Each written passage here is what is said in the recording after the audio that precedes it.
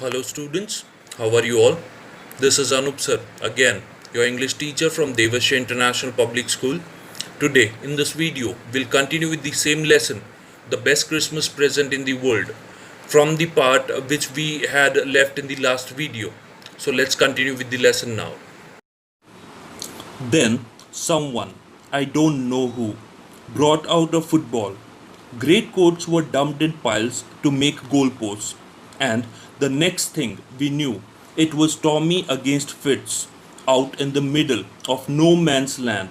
Hans Wolf and I looked on and cheered, clapping our hands and stamping our feet to keep out the cold as much as anything.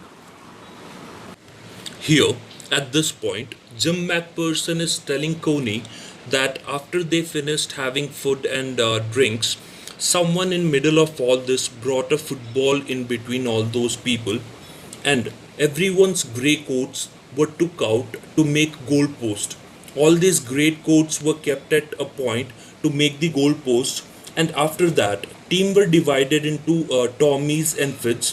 That means they started playing football. Tommy were playing against the Fitz. That is, the English people were playing against the German people, and the both the commanders, that is the Hans Wolf and Jim McPherson, they both stood at the side looking at this game. They cheered, clapped their hands, and even they stamped their feet on the ground so that they can even enjoy and keep the cold away from themselves. There was a moment when I noticed our breaths mingling in the air between us. He saw it too and smiled. Jim McPherson, he said after a while, I think this is how we should resolve this war. A football match, no one dies in a football match. No children are orphaned, no wife becomes widows. Jim McPherson says that they were so close to each other. They were standing so close that Jim McPherson and Hans Wolf could see that their breaths were mingling with each other. That means their breath were mixing with each other's breath. And in between all this, Hans Wolf calls out Jim McPherson's name, and he says that this is how the war between two countries or the dispute between two countries should be solved. There shouldn't be any kind of wars. In wars, there are many peoples who die and their children and wife becomes orphan and widows. But in a football match, it never happens that anyone dies. So, a football match can even tell that who wins and who loses. In the same way, it can even resolve a war between two countries. It can say that which country wins and which country loses. I'd prefer cricket, I told him. Then we Tommies could be sure of winning, probably. We laughed at that, and together we watched the game. Sad to say, Coney, Fitz won 2 goals to 1, but as Hans Wolf's generosity said, our goal was wider than theirs, so it wasn't quite fair. In the earlier paragraph, when Hans Wolf says that there should be a football match to resolve a dispute between two countries, because there's no one who dies in a football match. On this sentence, Jim McPherson says that instead of a football match, there should be a cricket match, because English people are always good at cricket and German people are good at football. This is a humor put in here in this lesson, and after that, they both laugh at this and they start watching the game. And after the game is over, the Fits win this football game from 2 goals. And after they win the game, the captain of German soldiers, Hans Wolf, says that it wasn't quite fair because there was a mistake in making the goalpost. The goalpost of the English people's side was bigger than the German side, so it was easier for them to make the goals. The time came, and all too soon, when the game was finished, the snaps and the rum and the sausage had long since run out, and we knew it was all over. I wished Hen well and told him I hoped he would see his family again soon. that the fighting would end and we could all go home. When the game was over and all the people, all the soldiers finished their food and drinks, they come to know that it was the time to return to their trenches. And when they have the intuitions that they have to go back to their trenches, Jim McPherson wishes Henswolf good luck and he wishes that they all could return home soon and meet their family. They wish that no one dies in this war. I think that is what every soldier wants on both sides. Hence, Wolf said, "Take care, Jim McPherson. I shall never forget this moment, nor you." He saluted and walked away from me slowly, unwillingly, I felt. He turned to wave just once and then became one of the hundreds of grey coated men drifting back towards their trenches. Hans Wolf replies that every soldier wants to return back home soon and meet their family. Hans Wolf tells Jim McPherson to take care and moves away from there. When he was moving towards his trenches, Hans Wolf once looks back and waves his hands towards Jim McPherson. And after that, every person from the German side mixes with each other because they move far from the Englishman's side and they get inside their trenches. That night, back in our dugouts, we heard them singing a carol and singing it quite beautifully. It was Stille Nacht, silent night. Our boys gave them a rousing chorus of while shepherds watched. We exchanged carols for a while and then we all fell silent. We had our time of peace and goodwill, a time I will treasure as long as I live. After the soldiers finished playing and having their food, they returned to their trenches. And as it was a Christmas night, when they returned to their trenches, they started singing songs, the songs of the Christmas, that is, the Christmas carol. The soldiers from the German side started singing Stille Nacht, that is, the Christmas song of silent nights, and on the background, even the soldiers from English side started singing The White Shepherds Watched, and they both mixed these songs. After the song was over, they all felt silent, they were quiet, and they all created this moment, the memory, and they will remember this time for their lifetime. Dearest Coney, by Christmas time next year, this war will be nothing but a distant and terrible memory. I know from all that happened today how much both armies long for peace. We shall be together again soon. I'm sure of it. Your loving Jim. At the end of this letter, Jim McPherson says that by the next year, that is, the next Christmas, this will be a bad memory of war. And he says that whatever happened today makes me know that every soldier here wants to return back home soon. They want to meet the family. And Jim McPherson ends this letter by saying that he will be home back soon and meet Coney. He's sure about that. And at last he signs off by saying, "Yours loving, Jim." I folded the letter again and slipped it carefully back into its envelope. I kept awake all night. By morning, I knew what I had to do. I drove into Bridport, just a few miles away. I asked a boy walking his dog where Copper Beaches was. Writer finished reading this letter, and due to this letter, he wasn't able to sleep the whole night. And in the morning, he decided to go to Bridport and give this letter to Coney.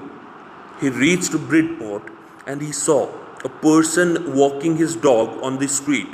He went to that person and asked where Copper Beaches was. He got the address from that person and he went to Copper Beaches and reached that address which was written on this letter. House number 12 turned out to be nothing but a burnt out shell, the roof gaping, the windows boarded up. I knocked at the house next door and asked if anyone knew the whereabouts of a Mrs. Macpherson. So, the writer reaches to the address which was written on the letter, and when he reaches there, he sees that the house was fully burnt. He sees that windows and roof were all broken. So, he goes to the next house and asks if he knows where the people who used to live in this house has gone. Oh, yes, said the old man in his slippers. He knew her well, a lovely old lady. He told me a bit muddle headed, but at her age she was entitled to be, wasn't she? 101 years old. She had been in the house when it caught fire. No one really knew how the fire had started, but it could well have been candles. She used candles rather than electricity because she always thought electricity was too expensive. The fireman had got her out just in time. She was in a nursing home now, he told me. Burlington House on the Dorchester Road on the other side of town. When the writer goes to the next house and knocks the door, an old man comes out wearing slippers. That old man knows Coney very well. He says that this old lady is 101 years old and she is rather confused because of her age. This old man informs that it could have been because of candles that the house was burnt because Coney always preferred using candle instead of electricity because she thought that electricity was too expensive to use. He further informs that the fireman had rescued Coney at the right time and now she lives in a nursing home, that is the Burlington House, which is at the Dorchester Road. I found Burlington House nursing home easily enough. There were paper chains up in the hallway, and a lighted Christmas tree stood in the corner with a loop sided angel on top.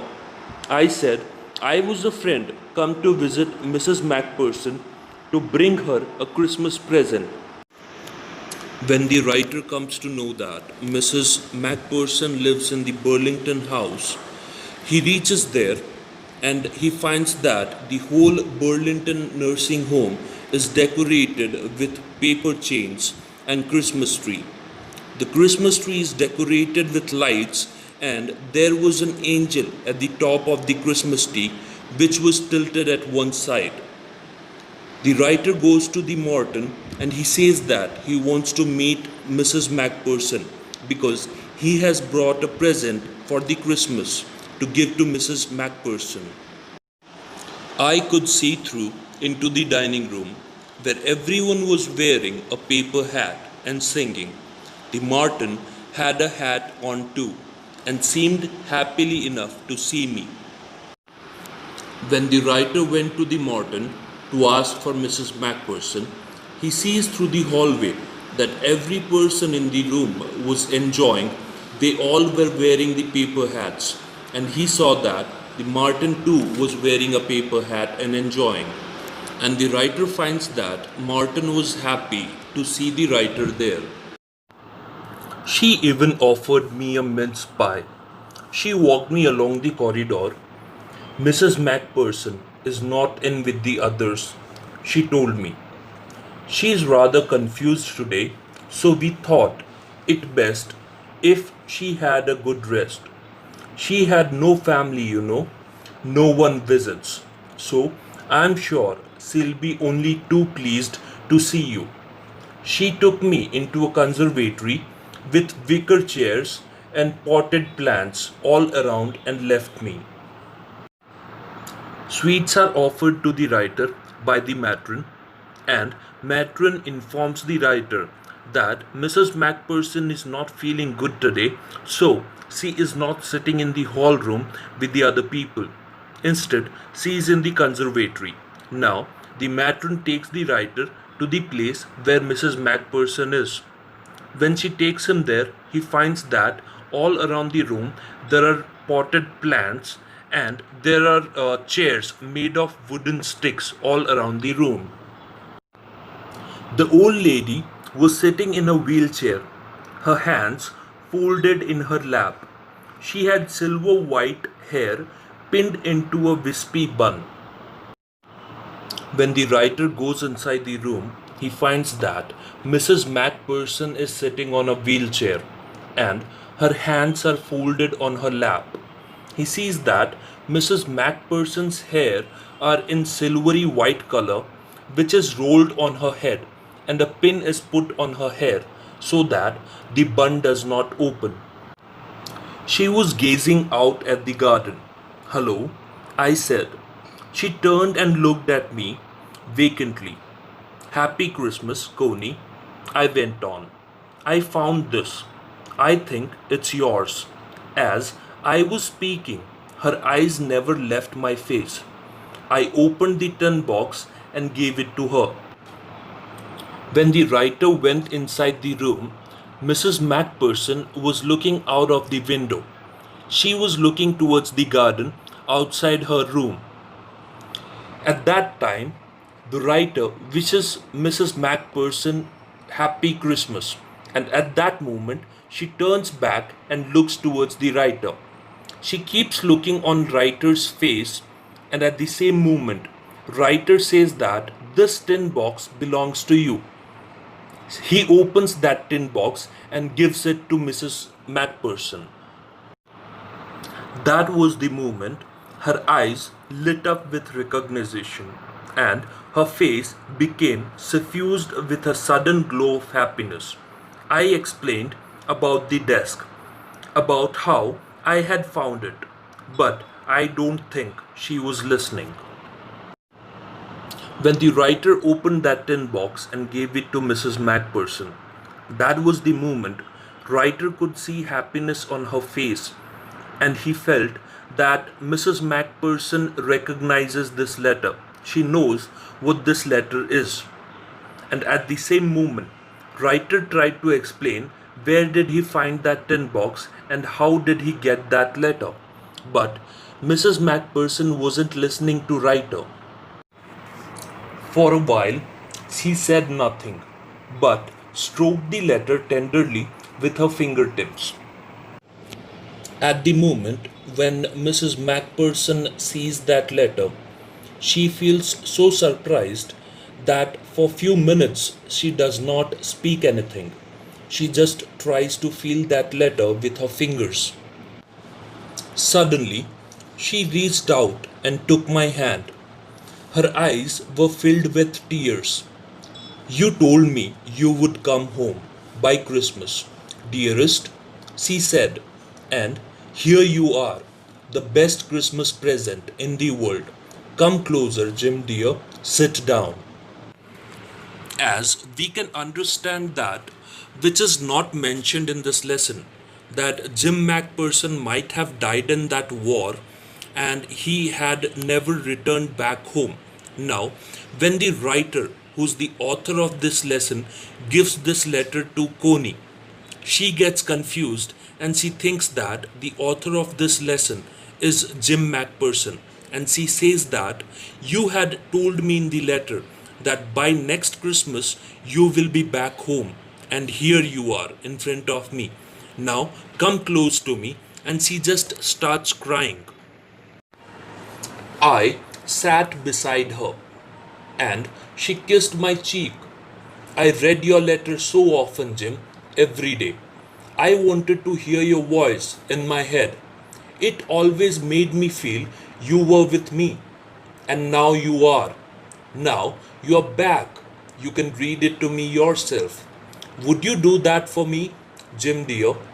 I just want to hear your voice again. I would love that so much.